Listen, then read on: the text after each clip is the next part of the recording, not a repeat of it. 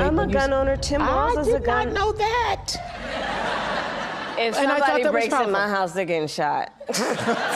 Yes, I hear that. I hear that. Probably should not have said that. But my staff will deal with that later. Yeah. Well, before that thing, the video, I was very happy. I still am very happy to be here and to tell my story and what happened, because it was a terrible thing. Mm-hmm. And it should not have, what's it called? Where were you shot? Where were you physically shot? Right here on my shoulder, and then around here, right wrist. I was saying that 383,000 students in our country, the United States of America, have been exposed to violence. That same scene that you experienced in your school. Had you all been having, drills or preparation for what should happen? Should there be a shooting? I've had intruder drills and fire drills and stuff. In my old schools, we've had a fire drill at Appalachia, but it was the first 2 months of the school year. We hadn't had an intruder drill yet. So we weren't even completely sure where to go in the classroom.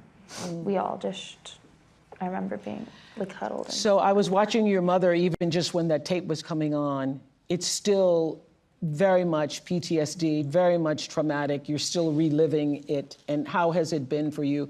How were you notified that there was a shooting at the school? I was notified by a friend. She called me, I was at work. And she called me. And she said, do you know about the shooting? With the school that she goes to, the Appalachia. I said, no, I don't. And then she said there was a shooting at the Appalachia High School. My heart just dropped. My heart just got so heavy, and I could not stop. I had to leave. I told my coworkers, I gotta go, I have to leave. And the first thing I did is drop my knee on the floor and just start praying. I prayed for about 30 minutes for my work all the way to the school. I didn't get to the school on my car. I had to leave my car at a gas station about maybe 2.5, 3 miles. And I walked on foot and I ran because my heart was so heavy. I couldn't get in touch with my daughter. And I hear you have a message for people in power regarding guns now. I do. I want to finish that story because no parent should go through this. I want to just finish what, the experience. You do not know what feels until it's you. Yes. All those numbers that you show on the TV, a lot of people, they're here are mothers. What are we doing about this?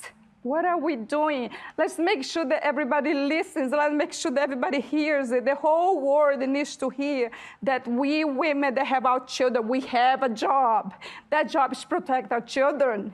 That job is to protect our nation. That job is to protect our country. We cannot leave. We cannot let that go on.